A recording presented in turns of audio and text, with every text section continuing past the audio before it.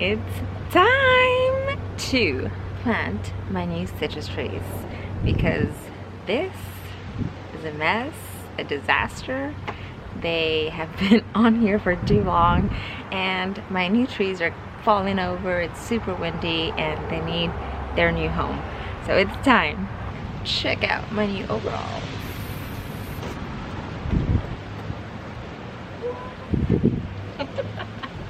I wouldn't recommend where I got them from. I think it was a shady place. Anyways, but I thought they are overall so good. That was so lame. Alright, let me show you the trees that I'm going to remove and what I'm planting next. It is so windy.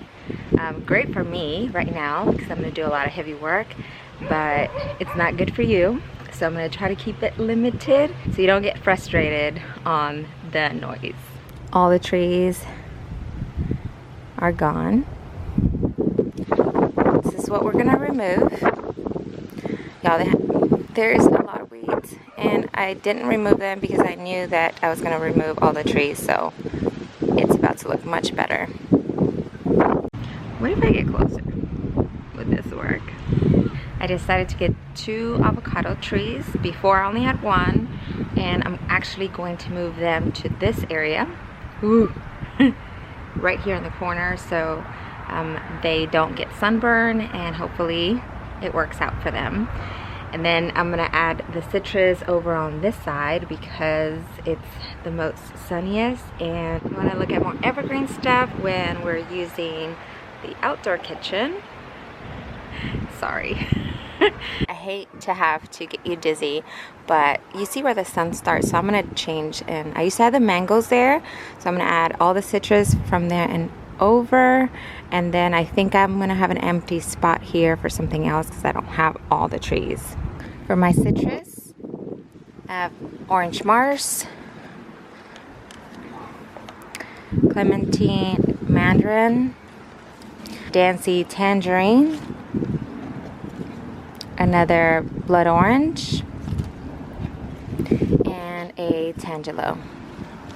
And for the 2 avocados, when I was at the nursery, there was a lady saying that these 2 varieties made it through the freeze.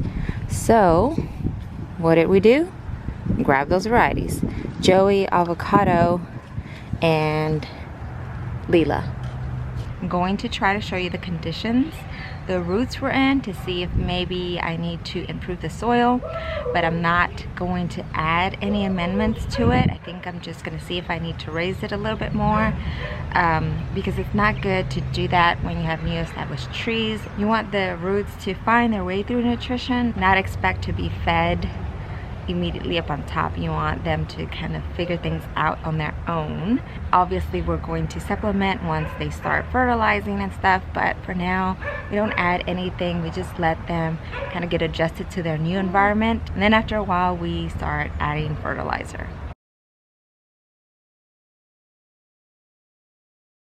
You want to pull away the mulch and make sure you don't combine it with the next piece, which is going to be your backfill. You can see all the roots. I'm going to pull it out so you can see all the details.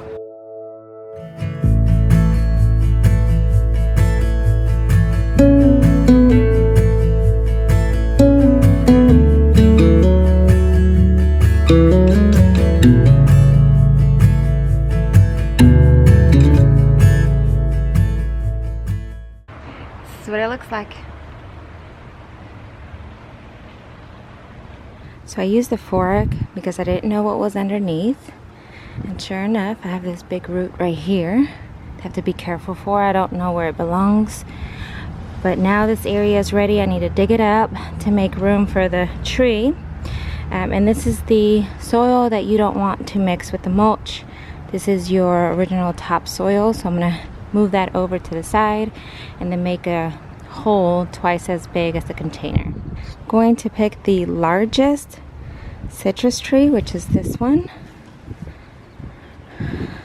the blood orange. I'm gonna move this one over and let's take a look at the roots.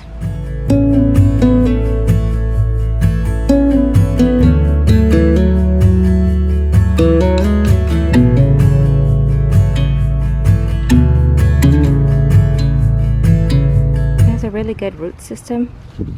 It's not too root bounded. And if you didn't know, this is the graft area. So we want to protect that from the sun. So we're going to position the tree away from that graft, so the graft is heading in that direction. And do you see the height difference? This is about ground level, and I have about my fingertips in height to raise it up. The only thing I'm going to add is some Azomite, and I'll link it below, but this is going to be specifically for a good root system. You really want your trees to develop their roots really well, and at the beginning stages I think this is very important. I'm going to add about a cup or a cup and a half to each of the trees.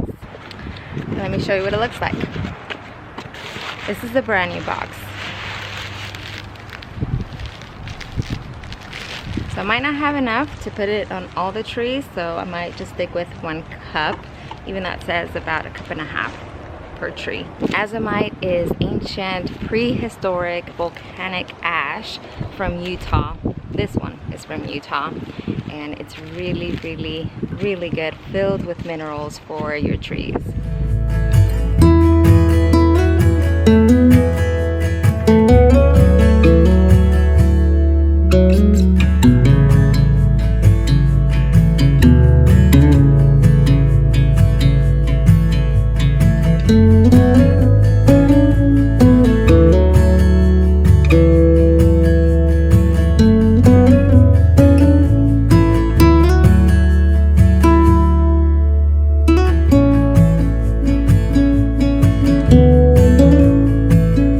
Reason why I pressed it down, and I did it with my fingers opened and just kind of went around the entire tree, because I don't want it to settle in too much. There's a lot of air in it right now since it's been disturbed, and this is what I want from the top. It's okay if the top feeder roots are exposed a little bit. We don't want the tree to sit in any water. That will cause some stunt and then later diseases, and then later your tree won't make it, and I've done that mistake before already. So now it's time to cover it back up. I don't necessarily like the cloth. It doesn't do much. It still protects some of the weeds, but because I want to add some flowering annuals, it's always a hassle to cut through this. So I might just remove it and then just have to pull more weeds out.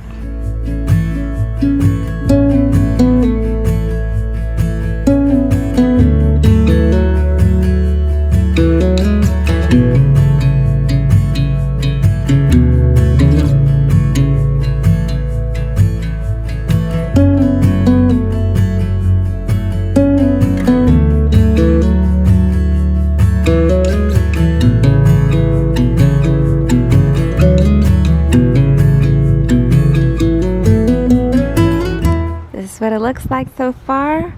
I'm not gonna water it yet until I am done with all of them. It's getting there. I wanted to show you over here. There's a lot of activity underneath the cloth, and I love that. I didn't have that before. There's so many castings and earthworms that I have found, so I'm super stoked that everything's looking good. Ready for me to show you some of the roots? This is the blood orange. I'm gonna show you another one. This is the tangerine, and it's in the more shaded side. You can tell the difference in the soil. It's still very clay-like, but it's crumbly, which is a really good sign. Already pulled 2 earthworms out of here, but see how right away I get to the clay. It's very dense, but this tree was happy. It was my best one. The roots are crazy in here, so I'm trying to pull some of this out so I can pull it out in one piece and show you what it really looks like. The struggle is real. I wish I could have recorded it so that you could laugh at me, but I didn't think it would be that difficult. The roots are pretty big.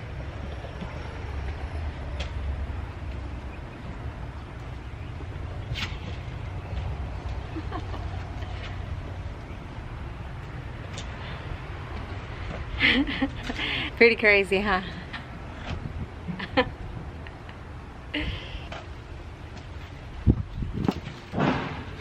Oh. Now that the mulch is back, it's time to give him a really good watering. Now this is going to be critical for the next few days. We're going to give it a heavy watering and then leave it alone. It should be fine after that. It got really hot. I think it's in the 80s already.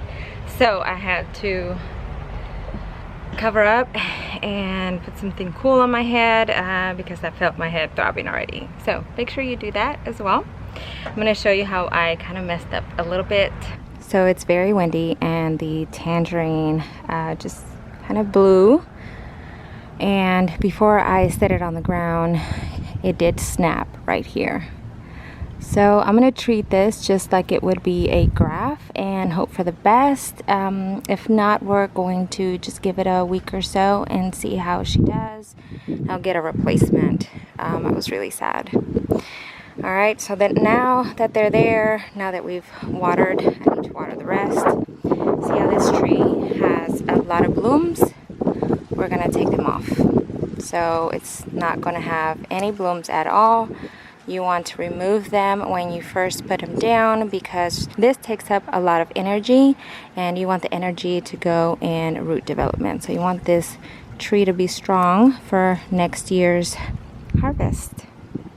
Another thing you want to be cautious for is the tapes that they add here on the tree. Normally they're very tight. So once you have it on the ground, give it a couple of days or so and then remove it and see if it can stand on its own. If not, put in another support like I have over here on this one.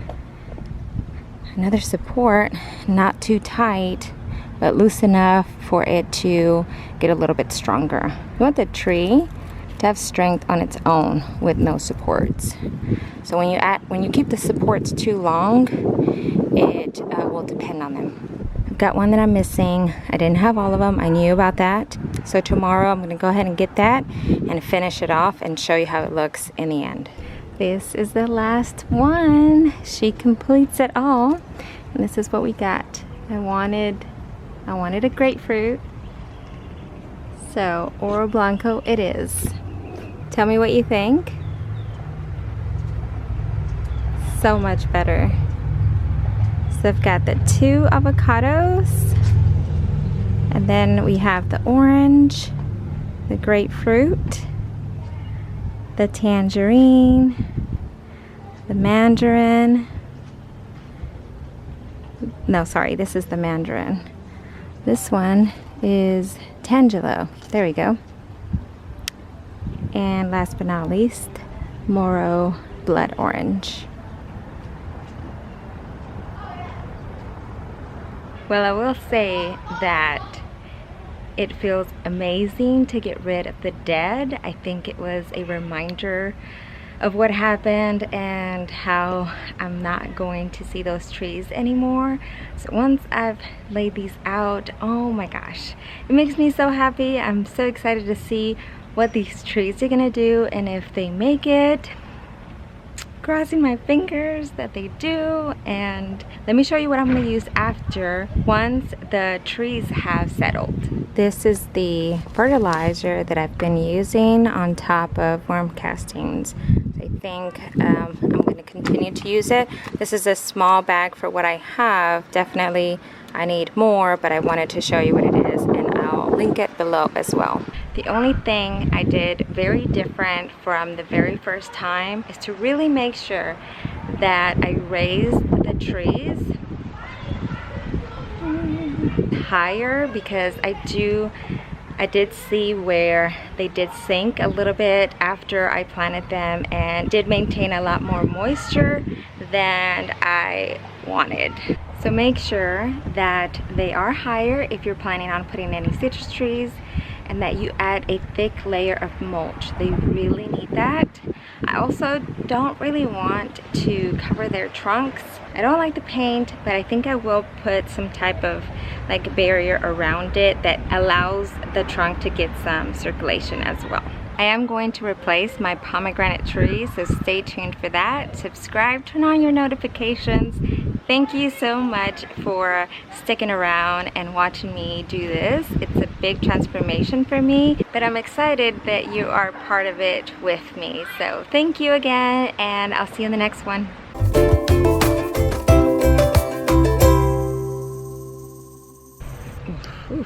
I'm going to change things up a bit. I'm going to put, oh my gosh. Ready for me to show you some, always.